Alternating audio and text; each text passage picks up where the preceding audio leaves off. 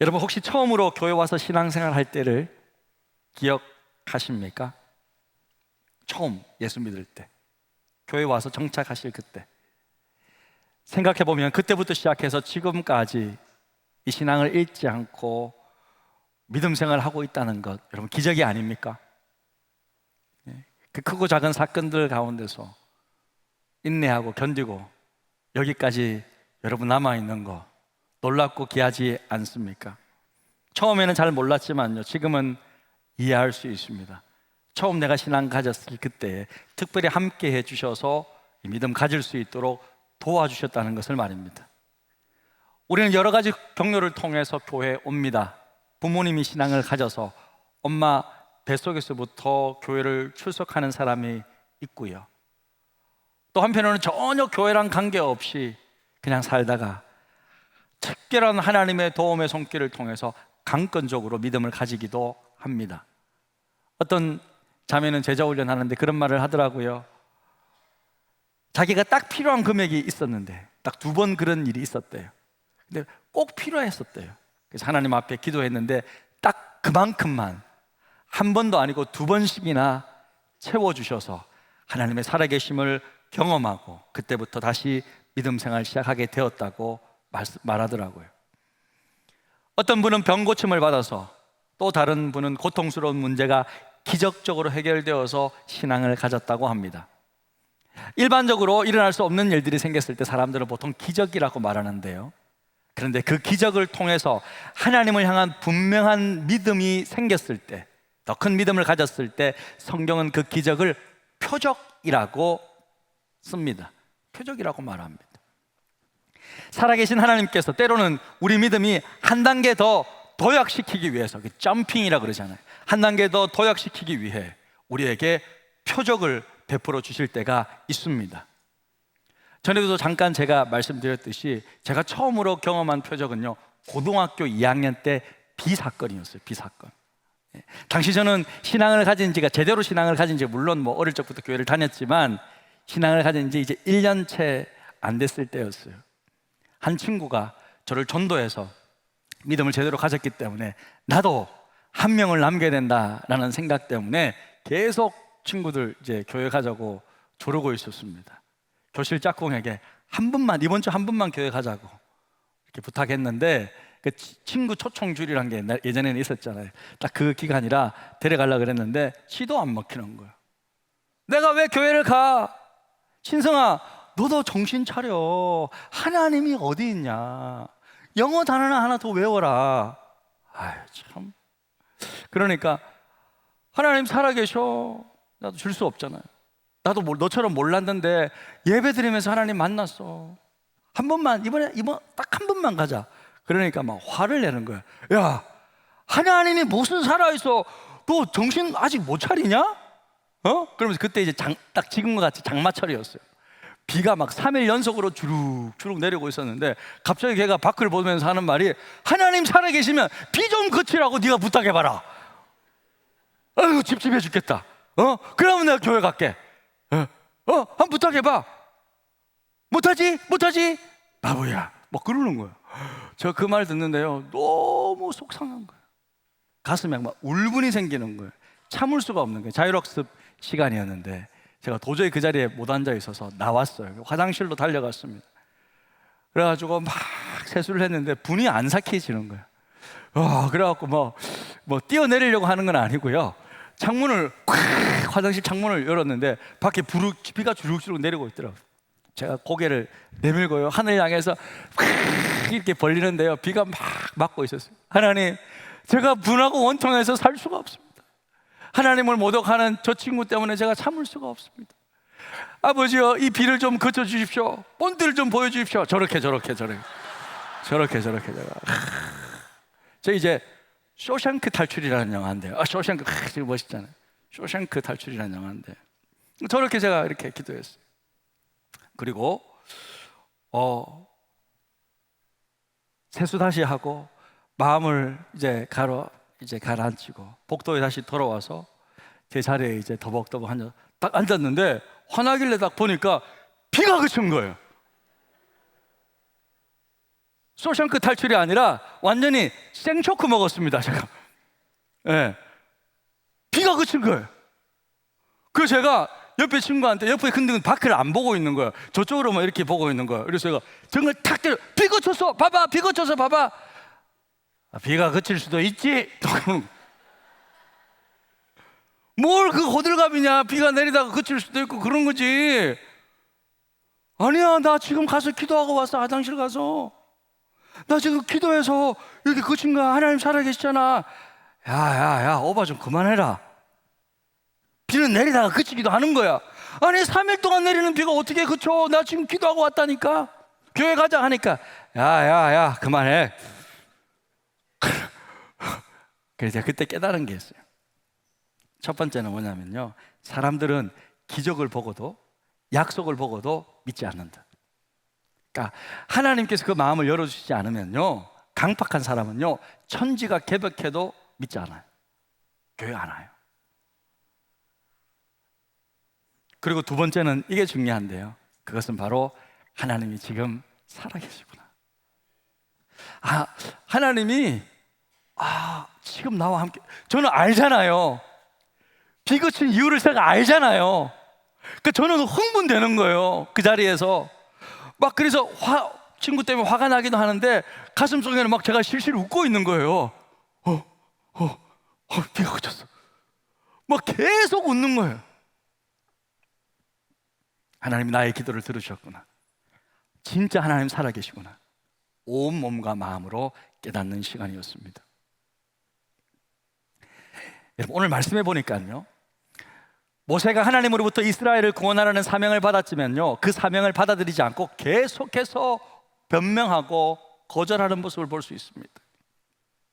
저 같으면요, 그래, 너 못하겠다고? 내가 너와 함께 해주겠다고 했잖아. 내가 약속하잖아. 그런데도 못하겠다고? 그럼 하지 마. 오케이. 너 말고는 사람이 없냐? 하지 마. 넌 정말 구제불능이라. 너는 그래서 안 되는 거야 하고 그냥 끝내버릴 것 같아요. 그런데 하나님은요, 그렇지 않고 또 참으십니다. 모세가 그 일을 할 수 있도록 끝까지 도와주십니다. 두려움 많은 모세를 끝까지 인내하시면서 오히려 하나님의 임재와 동행을 느낄 수 있도록, 확인할 수 있도록 세 가지 표적을 보여주시는데요, 모세에게 보여진 세 가지 표적을 무엇입니까? 첫 번째 표적은요, 바로 지팡이가 뱀으로 변한 사건이에요. 모세가 가지고 있던 지팡이를 땅에 딱 던지니까, 하나님 앞에 딱 들이니까 뱀이 돼버리는 거예요. 하나님 모세에게 뱀 잡아라 그러니까 뱀을 딱 잡았더니 뱀이 다시 막대기 지팡이가 된 거예요. 여러분, 왜 이런 표적을 하나님께서 보여주시는 것일까? 자, 우리가 말씀을 좀 이해할 필요가 있는데, 여러분 이것을 먼저 아셔야 돼요. 고대 이집트에서 뱀이 무엇을 뜻하는지. 사실 이 뱀은 코브라를 말하는 거거든요. 이 코브라는요, 이집트 왕권의 수호신이에요. 그래서 전부 두건이나 모양이나 그런데 전부 뱀 모양이 다 있는 거예요. 뱀을 두려워하기도 하지만 뱀이 또 상징이기도 해요, 그들의. 저게 뭐냐면 투탕카멘이라는 그 대표적인 그 이집트 그 바로 왕이잖아요. 근데 저기 딱 보면 황금 마스크에 보면 저기 딱 뱀 모양, 코브라 모양. 그 수염이 아니라 저 코브라가 딱 선 거예요, 이렇게 딱. 그걸 상징하는 거란 말이에요.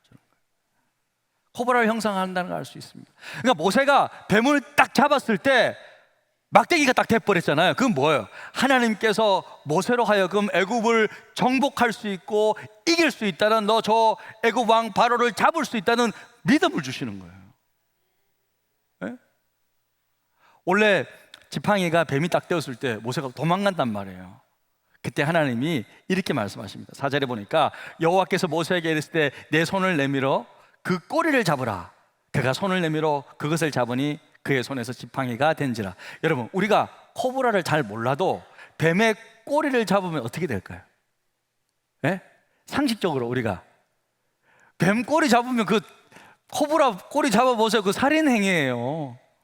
그냥 뱀이 이렇게 해가지고 그냥 물어버려요, 더. 그러니까 뱀은요, 머리를 쳐야 되잖아요. 머리를 잡든지. 여러분, 그게 상식이잖아요. 40년 동안 여러분 이 광야 생활한 모세가 그거 모르겠습니까? 그러니까 꼬리 잡는 거는 자살 행위예요. 무서운 거예요. 하지만 하나님께서 꼬리를 잡으라 그랬잖아요. 구체적으로 머리를 잡으라는 말이 아니라. 네? 그러니까 지금 뭐 하는 거예요? 지금 하나님은요, 모세가 철저히 하나님의 말씀에 순종하는 훈련을 하게 하시는 거예요. 한번 꼬리 한번 잡아봐. 예수님과 베드로가 처음 만났을 때 베드로는 베테랑 어부잖아요. 근데 밤새 한 마리도 물고기 못 잡습니다. 그때 예수님이 베드로에게 뭐라 그럽니까? 깊은 데로 가서 그물을 내려 거기 한번 잡아봐. 딱 그래. 어이가 없는 거죠, 베드로 입장에서 볼 때는. 그래서 이렇게 말합니다. 시몬이 대답하여 이르되 선생님, 우리들이요 밤이 새도록 수고하였으되 잡은 것이 뭐 하나도 없지만은 말씀하셨기 때문에 말씀에 의지하여 내가 그물을 내리리이다 하니까 고기가 어떻게 해요? 그물이 찢어질 듯이 잡혔습니다. 그러니까 여러분, 내 생각과 내 의지가 아니라 하나님의 말씀에 순종하는 자에게 하나님의 능력과 구원을 베풀어 주시는 줄로 믿습니다. 내 생각을 내려놔야 돼요. 이것부터 시작해야 돼요. 그래야 하나님의 말씀에 순종할 수 있지. 내가 원하는 대로 다 돼야 됩니까? 뜻하는 대로 다 돼야 돼요? 자신을 의지하는 자가 아니라, 자신의 생각을 의지하는 자가 아니라 하나님의 말씀에 의지하는 자가 하나님의 능력과 구원을 경험하게 될 줄로 믿습니다. 그것입니다. 그 첫 번째 우리가 교훈입니다. 두 번째 표적은요, 문둥병을 고치는 기적이죠. 문둥병을 고쳤어요. 예수님 당시에도 그랬지만요, 그 전에 그 이집트 그 노예로 있던 그 이스라엘 민족에게도요, 그 백성들에게요, 문둥병은요 가장 절망적이고 가장 고통스러운 질병이었어요. 뭐 병원이 제대로 있습니까? 노예들에게 무슨 약을 줍니까? 문둥병에 걸리면 그것으로 평생토록 고통 속에서 자신의 생을 마감해야 하는 가장 무서운 질병이 바로 문둥병이에요. 그런데 문둥병 걸린 모세의 손이 품에 넣으니까 딱 보여주면 나았잖아요. 이걸 보여주라는 거예요, 백성들에게. 그게 뭐예요, 여러분? 절망이 희망이 되는 순간이잖아요. 누구를 통해서? 모세를 통해서. 모세를 통해서 가장 절망적인 것도 고치겠다 이거예요. 하나님의 메시지입니다. 그래서 하나님은요, 모세를 통해 이스라엘 백성들에게 절망이 아닌 참 소망을 주시고자 이 두 번째 표적을 보여주었어요. 근데 이것도 안 들으면 결국 세 번째로 가는데, 세 번째 표적은 뭘까요? 우리 9절인데요. 9절 같이 한번 읽겠습니다. 그들이 이 두 이적을 믿지 아니하며 내 말을 듣지 아니하거든 너는 나일강 물을 조금 떠다가 땅에 부으라. 내가 떠온 나일강 물이 땅에서 피가 되리라. 세 번째 표적의 대상은 나일강인데요. 여러분, 나일강은요 애굽 사람들에게 있어서 이집트 사람들에게 생명의 젖줄이에요. 나일강이 마른다, 나일강이 오염된다, 그들에게 죽음을 의미하는 거예요. 근데 지금도 마찬가지예요. 지금도 그 당시뿐만 아니라 수천 년 전 그때뿐만 아니라 지금도 마찬가지예요. 지금 아프리카에서는요, 북아프리카에서 문제가 있는 거 아세요? 물 전쟁이에요. 물 분쟁이 일어나고 있어요. 그 밑에 있는 에티오피아랑 이집트랑 지금 싸우고 있어요. 왜냐하면 지금 댐 건설하려고 하거든요. 예? 그곳에서 사진 잠깐만 우리 한번 보여주면요, 자, 보통 저기 빅토리아 호수라는 저기서 우간다에서 저 물이 발원해서 쭉 수단을 거쳐서 또 에티오피아에 거쳐서 이렇게 딱 합쳐져서 이제 이집트 나일강으로 이렇게 아프리카에는 이렇게 다 아프리카의 젖줄이에요, 저게.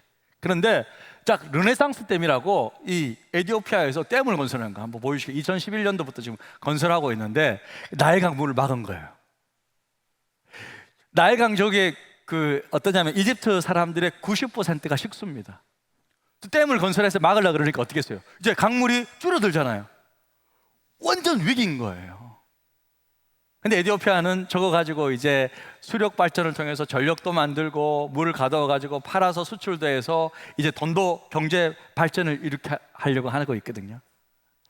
그러니까 지금 그래서 물 분쟁이 격화되고 있습니다.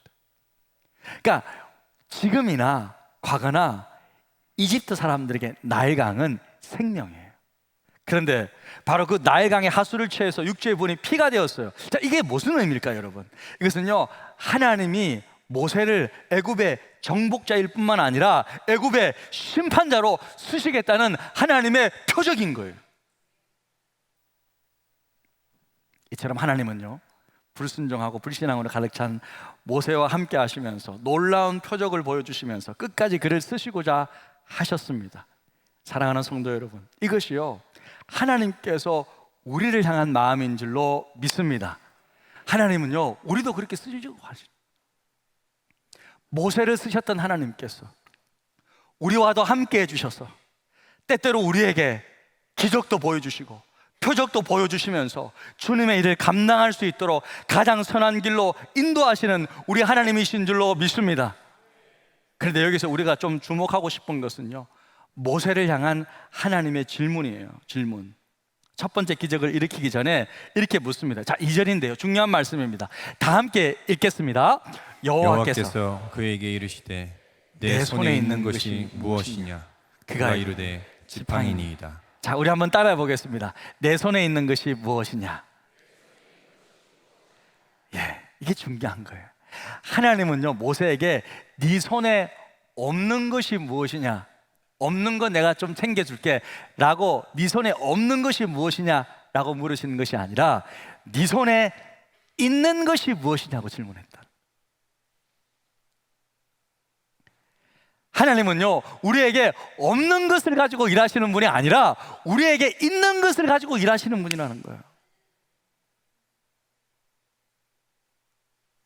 내가 가진 것이 아무리 작고 평범하고 하찮아 보일지라도 내 손에 있는 그것을 하나님께 드릴 때 하나님께서 그것을 쓰시면요, 놀라운 일을 행하게 되는 거예요. 내 손에 있는 것이 무엇이냐? 이것은요, 오늘 저와 여러분에게 동일하게 질문하시는 것입니다. 오병이어의 그 기적, 그 어떤 상황이었습니까? 먹을 것이 없어서, 그 수천 명이나 되는 사람 먹을 것이 없어서 제자들이 이제 먹을 것 구하려고 갈 그 시점에 예수님께서 이렇게 질문합니다. 예수께서 이르시되 갈 것 없다. 뭐 어디 가려고 그래? 너희가 먹을 것 주라. 너가 뭐 가지고 있니? 너희가 먹을 것 줘. 어이가 없습니다. 제자들이 주님 무슨 말씀입니까? 뭐가 우리가 있다고요? 지금 우리가 주님 따라다니는 거 모르십니까? 우리가 뭐 물고기를 한 마리 잡았습니까? 아니면 뭐 돈 벌려고 나간 적, 왜 이러십니까 주님? 그런데 그때 어린 한 소년이 제자들에게 보리떡 5개와 물고기 2마리를 주었습니다. 보니까 마태복음 14장 17절입니다. 제자들이 이래, 여기 우리에게 있는 것은, 우리에게 있는 거는요, 떡 5개와 물고기 2마리 뿐입니다. 이거 조그마한 소년이 갖다 줬어요. 떡 5개, 물고기 2마리. 자, 이거 가지고 뭐 어떻게 할까요? 이거 뭐 쪼갤까요? 예? 예? 주님 하나 드십시오. 뭐 우리 나머지 뭐 나머지는 어떻게 해요? 하지만 여러분, 주님은요, 그 오병이어로 어른 5,000명을 남고도 12광줄이 남는 기적을 일으켰습니다. 할렐루야. 예수님은요, 없는 것을 묻지 않으세요. 절대 우리에게. 하지만 작지만 가지고 있는 그것을 먼저 가져오라고 말씀하시는 거예요. 떡 5개와 물고기 2마리 있다고? 오케이. 그것을 주님께 드리니 주님께서는 모두를 배불리 먹게 해주셨습니다. 다윗은요, 골리앗과 싸울 때 칼 들고 나갔습니까? 창 들고 나갔습니까? 멋진 갑옷을 입고 나갔습니까? 아닙니다. 다윗은 그냥 17세 소년이 그냥 나갔을 때 뭐 들고 나갔습니까? 돌멩이 5개 들고 나갔어요. 그것도 물맷돌. 그런데요, 그 돌멩이 들고 나갔지만 하나님께서 쓰시니까 그 돌멩이를 돌려가지고 탁 던졌는데, 제 생각에는요, 하나님께서 딱 보시고 한번 탁 손가락으로 튀기셨을 거예요. 아마 딱 돌멩이 딱 던질 때 탁 하니까 그게 대포알이 되는 거예요. 그러니까 하나님이 쓰시면요, 아무리 작은 돌도 대포알처럼 능력의 무기가 되는 줄로 믿습니다. 그런데 우리는요, 자꾸 내게 있는 것이 아니라 늘 가진 것이 없는 것, 계속 그것을 이야기를 잘해요. 제가 볼 때는 훌륭해, 좋은 학교를 나왔어요. 하지만 하나님, 저는요, 더 좋은 학교를 못 나와서 못합니다. 저는 공부를 못했습니다. 그래서 저는 못합니다. 저는 가진 것이 요거밖에 없어서 못합니다. 예, 아시잖아. 요거 겨우 내가 이게 먹고 살아야 되는데 요거밖에 없으니 나는 못 삽니다. 나 나이가 들어서 못합니다. 하나님 아시죠? 제가 지팡이 들고 다니는 거, 제가 전도를 어떻게 합니까? 계속 우리는 부족한 것, 없는 것, 우리는 자주요, 우리가 없는 것, 부족한 것만 생각하는 경향이 있습니다. 그래서 그것만 채워지면 내가 쓰임받을 수 있을 거야. 그것만 내가 딱 합격하면, 그것만 딱 되면 하나님께 놀랍게 쓰임받을 거야. 그렇게 생각하는 경향이 있는데요, 하나님은요, 반대로 우리에게 무엇이 있는지를 물어보신다니까요. 너 있는 게 뭔데? 하나님 모세에게 물었어요. 모세는 나 아무것도 없습니다. 나는 아무런 능력이 없습니다 라고 말하는 모세에게 대묻습니다. 아무것도 없다고 내 손에 있는 것이 무엇이냐? 지팡이 가지고 있잖아. 물으신다는 거예요. 제가 말씀을 어제 준비하는데요, 내 손에 있는 것이 무엇이냐라고 탁 제가 이렇게 저 스스로에게 물어보는데 핸드폰을 딱 치고 있더라고요. 핸드폰입니다.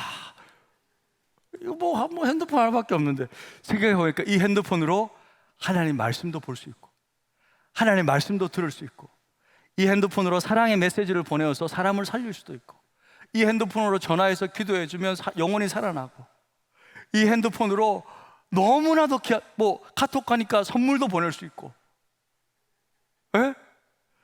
하나님의 능력의 도구가 될 수 있더라고요. 하찮은 게 아니더라고요. 근데 이 핸드폰으로 사람을 죽이는 데 쓸 수 있고, 교회를 파괴하는 데도 쓸 수 있고, 그잖아요. 이 핸드폰으로 악한 데, 영혼을 죽이는 데 쓸 수 있어요. 나쁜 거, 더러운 거 우리가 접하면 이 핸드폰으로 내 영혼을 죽이는 거예요. 여러분, 그래서 하찮은 게 아니라는 거예요.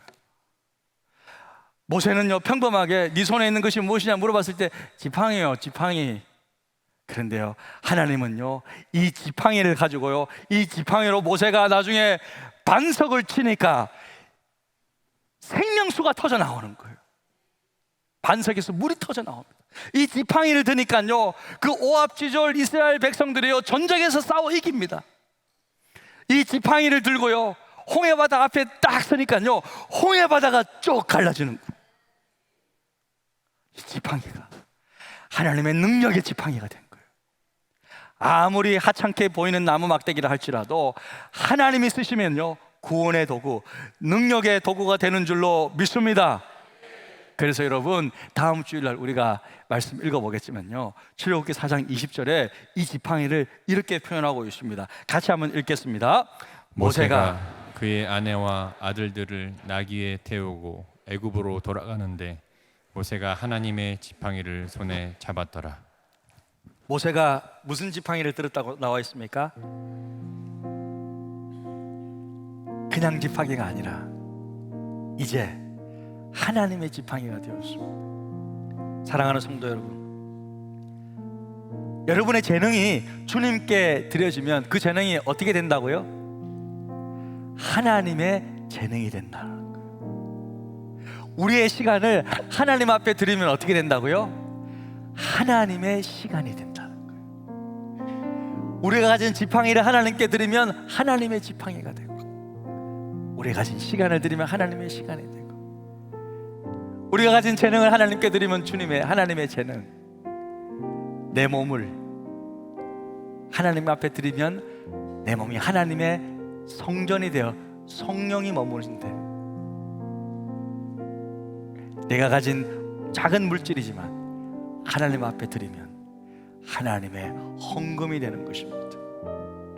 여러분이 가진 아무리 평범하고 하찮은 것으로 보인다 할지라도 그것을 주님께 드려지는 순간, 그것을 통해 하나님은 놀라운 구원의 도구로 쓰임받는다는 것을 믿으시기를 바랍니다. 하나님이 쓰시면요, 아무리 마른 나무 장작도요, 구원의 도구로 쓰시는 거예요. 하나님이 쓰시면요, 마른 풀 한 퐁이도요, 하나님이 붙잡아 쓰시면요, 송곳같이 모든 것을 찌르고 뚫는 무서운 도구로 쓰신다는 거예요. 하나님, 오늘도 아무리 부족하다고 생각할지라도 주님을 위하여 쓰임받기를 원하는 그런 믿음의 사람, 순종의 사람, 그 한 사람을 찾고 계십니다. 주일학교 주제가요, 나는 믿음의 사람이에요. 나는 믿음의 사람.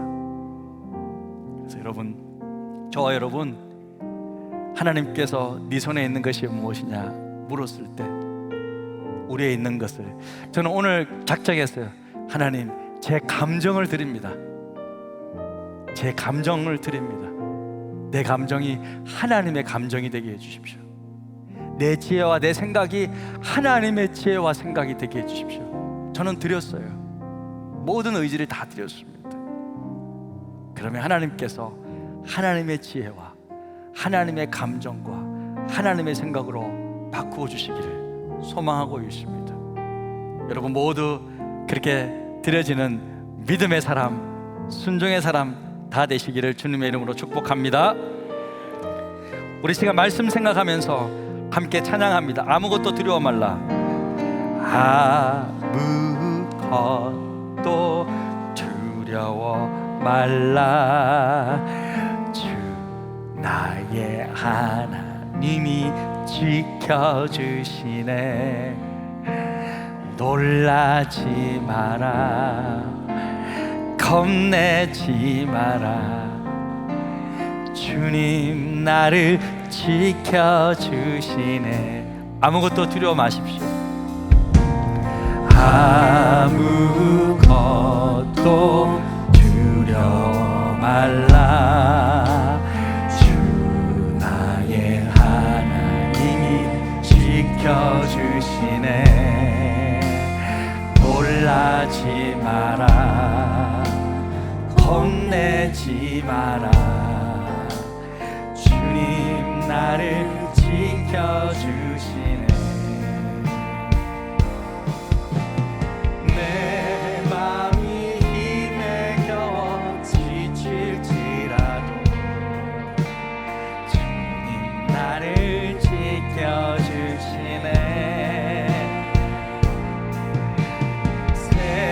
세상의 험한 풍파 몰아칠 때도 주님 나를 지켜주시네.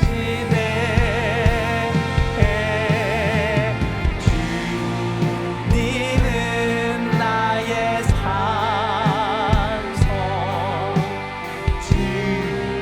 주님은 나의 요새,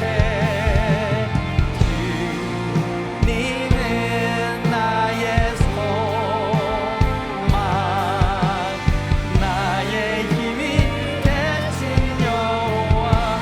아무것도 두려워하지 마십시오. 아무것도 두려워 말라. 아멘. 나의 하나님이 지켜주시네. 놀라지 마라. 겁내지 마라. 주님 나를 지켜주시. 내 맘이 힘에 겨워 지칠지라도, 내 맘이 힘에 겨워 지칠지라도 주님 나를 지켜주시네.